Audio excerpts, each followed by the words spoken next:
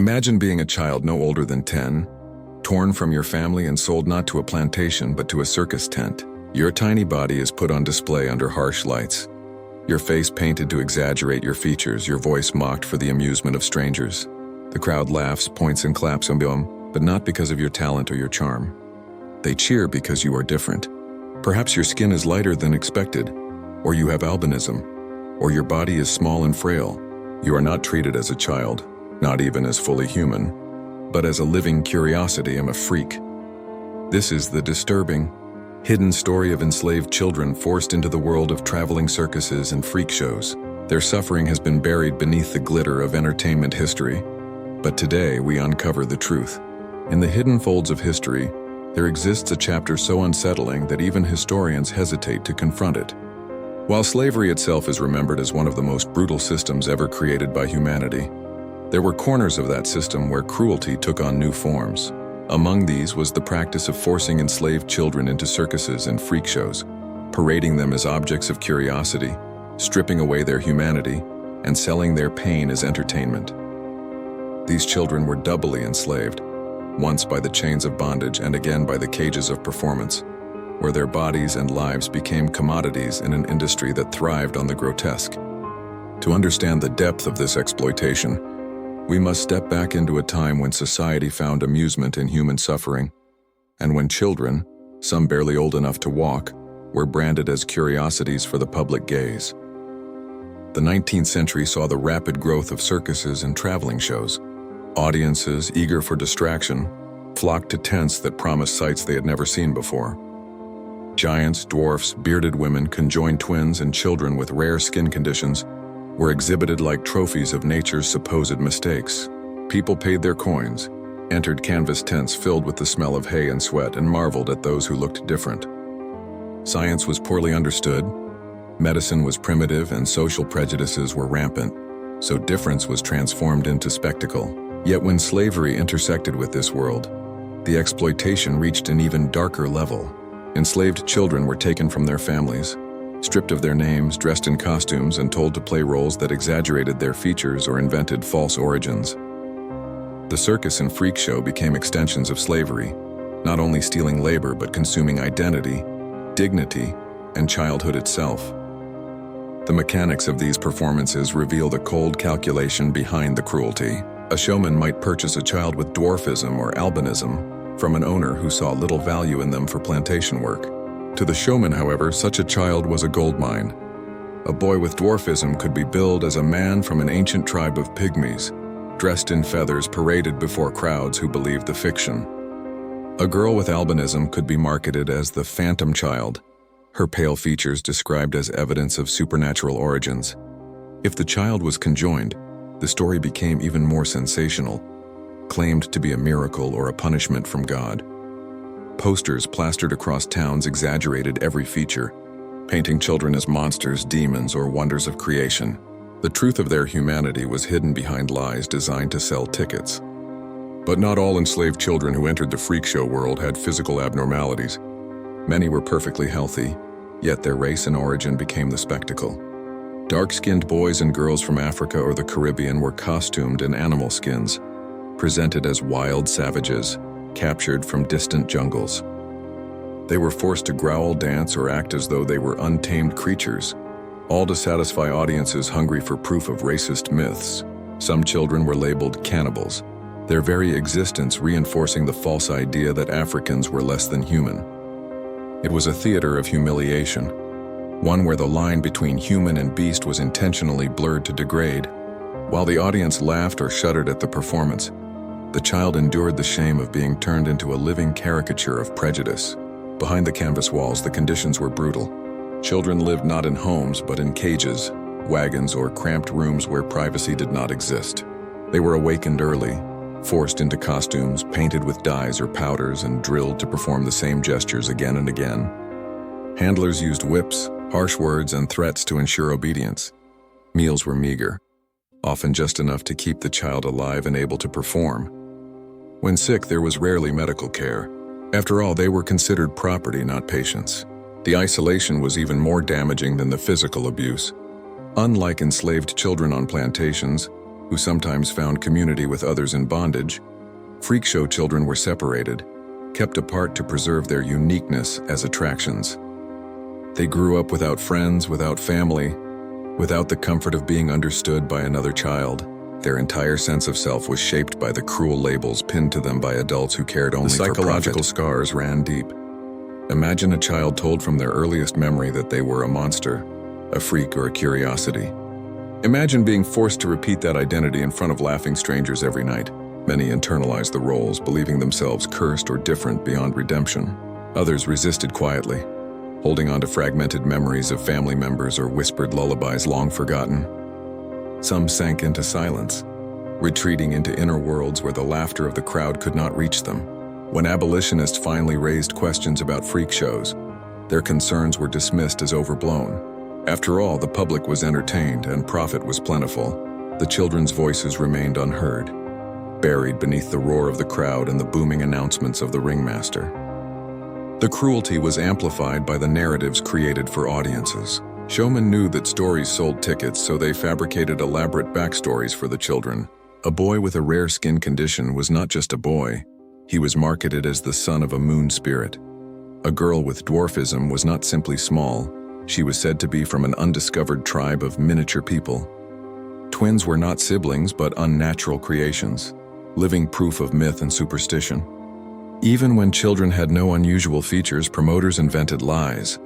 A black child might be called the ape boy or wild creature, reinforcing the racist belief that Africans were closer to animals than humans. These narratives not only entertained but educated audiences in cruelty, teaching them to see enslaved children not as people, but as specimens. The economic motivations were undeniable. A plantation owner might earn a certain income from a child's labor in the fields, but renting or selling that same child to a circus could yield far more profit. In some cases, children were not sold permanently but leased to showmen, with their owners receiving a percentage of ticket sales. This created an entire system where human suffering became a business model, where children were calculated not in terms of their potential as workers, but in their ability to draw a crowd. The more unusual their appearance, the higher the profit.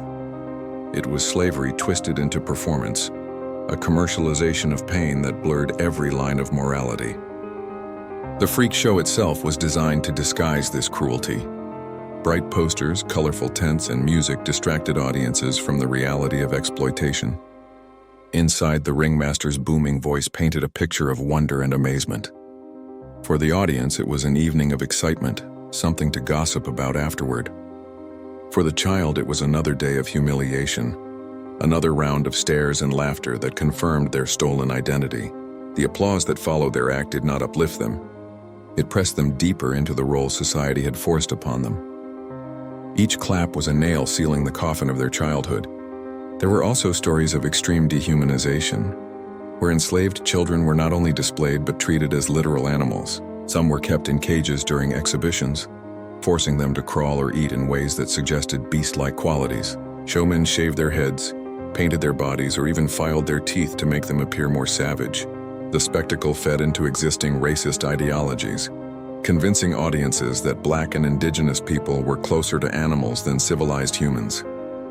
These performances justified slavery in the minds of many spectators, for if children could be displayed as beasts, then surely they were not equal to the free men and women who paid to see them.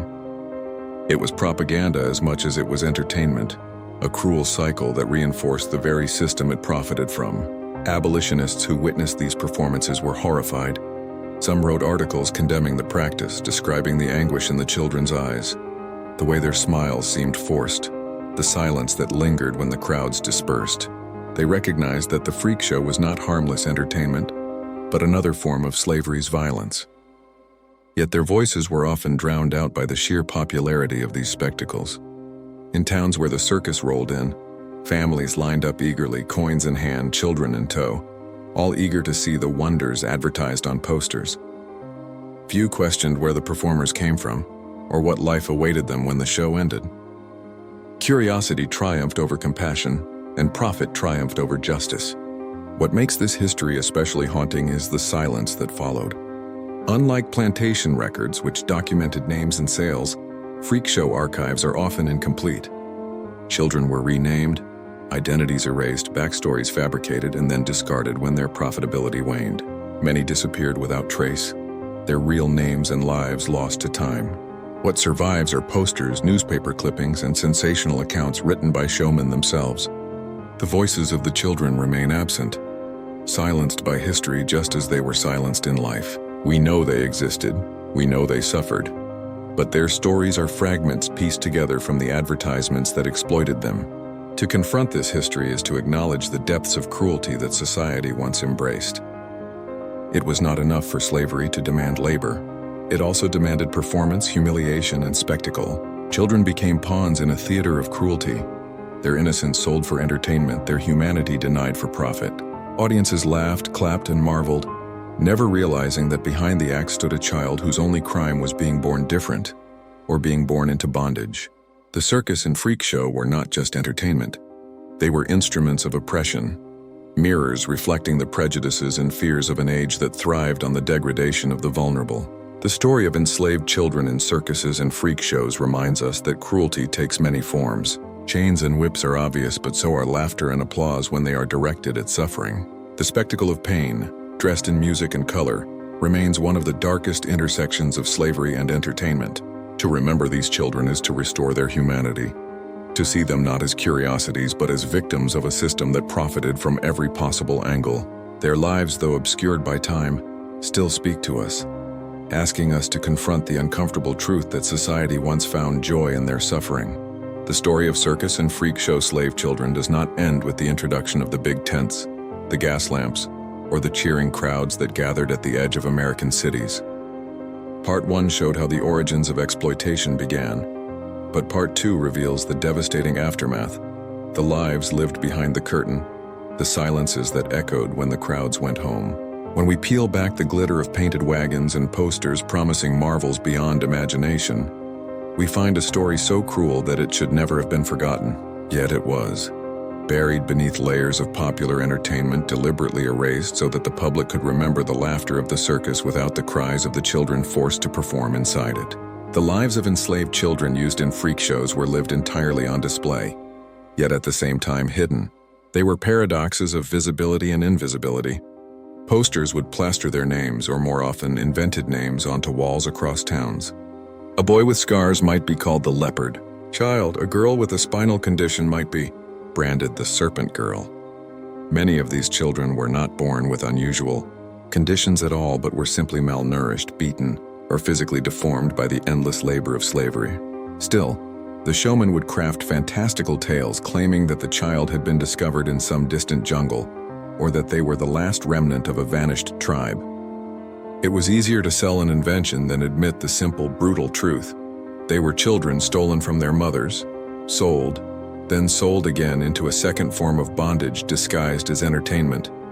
Eyewitness accounts buried in newspapers describe these displays in chilling detail.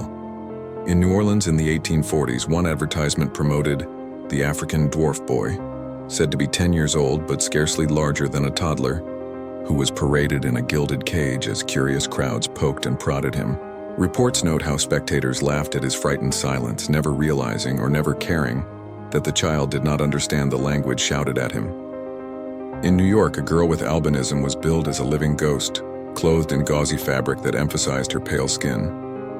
Journalists marveled at her mystical air, while ignoring that she was kept in near darkness when not performing, denied the comfort of sunlight, treated as property until she faded into obscurity. The money generated from such displays was staggering compared to what was invested.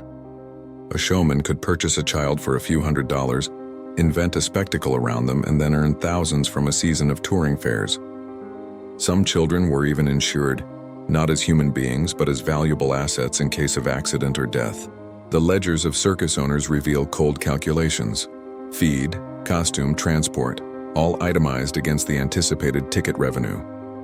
Human beings were reduced to columns of profit and loss, and if one child sickened and died, another could be bought and transformed into the next marvel. The cycle never ended, and because these children were denied literacy, denied testimony, their own words rarely survive. But scattered letters and abolitionist tracts preserve fragments of their truth. One abolitionist in Boston wrote of visiting a sideshow where two black boys, both under 12, were displayed as cannibal twins from Africa. He described the boys as clearly terrified, speaking no such language as the showman pretended, and noted that their skin bore the welts of recent lashes. When he confronted the manager, he was laughed off and told that spectators came for amusement, not moral lectures. The boys vanished from records soon after, likely sold southward or worked to death. Their names remain lost, but the pamphlet preserved the observation that no stage could be darker than the stage on which these children are made to suffer.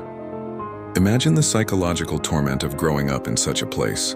A child whose earliest memory is the whip finds no refuge even in entertainment, for the stage becomes just another plantation. The audience roars with laughter, yet the performer feels only shame, forced to smile under threat of punishment.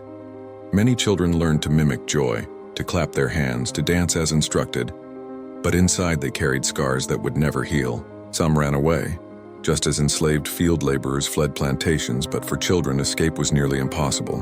Where would a 10-year-old go? Barefoot in an unfamiliar city, unable to read signs or seek allies. Those few who managed to vanish left faint traces, their survival stories whispered in abolitionist networks. But for most, the circus became both cradle and coffin. The cruelty did not stop at exploitation for money. The culture of freak shows thrived on exaggeration, so children were often deliberately harmed to enhance their so-called uniqueness. Malnutrition was common, stunting growth so that older children could be billed as eternally small. Girls were tightly corseted to deform their bodies into unnatural shapes that drew curiosity. Some were forced into unnatural postures or fed diets that weakened them, all in the service of a more convincing spectacle. The managers who profited justified these practices by insisting that the children would have suffered worse had they remained in slavery on a plantation. Yet such rationalizations crumble when we see the reality. This was simply another face of slavery, dressed in glitter and posters. By the mid-19th century, traveling circuses had become central to American entertainment, spreading beyond the South into northern cities and even across the Atlantic. What astonishes historians is how quickly audiences became desensitized to the spectacle of enslaved children. People who might have recoiled at a slave auction nevertheless paid coins to gawk at a child in a cage at a fair. Entertainment sanitized cruelty, making it palatable and even fashionable. A society that congratulated itself on refinement simultaneously consumed the suffering of the most vulnerable, cheering as children danced on command. This hypocrisy reveals how deeply normalized exploitation had become, to the point where morality could be suspended under the canvas of a circus tent. A few brave voices dared to protest. Religious leaders occasionally denounced freak shows as sinful, though their criticisms often focused more on the idea of deception, audiences being tricked into believing false claims, rather than the brutal exploitation of children. Abolitionist newspapers carried stories exposing the realities, but they were drowned out by the louder, more colorful advertisements that promised amazement. The balance of power lay firmly with the showman, who knew that public appetite for the bizarre was nearly insatiable. Each season brought new acts, many of them children whose names are forever lost, remembered only as grotesque stage identities. One of the most disturbing truths is how these shows reinforced racial stereotypes. Black children were frequently portrayed as savage, subhuman, or monstrous. White audiences were encouraged to believe that they were witnessing proof of inferiority, paraded before them in human form. These portrayals justified slavery itself, embedding the idea that black children were fit only for spectacle or servitude. In this way, the circus did not merely exploit individuals, it reinforced an entire cultural system of racism that would endure long after the tents were folded away. The silence of history weighs heavily on these stories. Unlike the narratives of escaped slaves who published memoirs, freak show children almost never had the chance to record their voices. They were too young, too silenced, too erased. The documents that survive are secondhand, glimpses through the eyes of spectators, abolitionists, or journalists. We know of their existence only through the fragments left behind. But even those fragments reveal a chilling reality.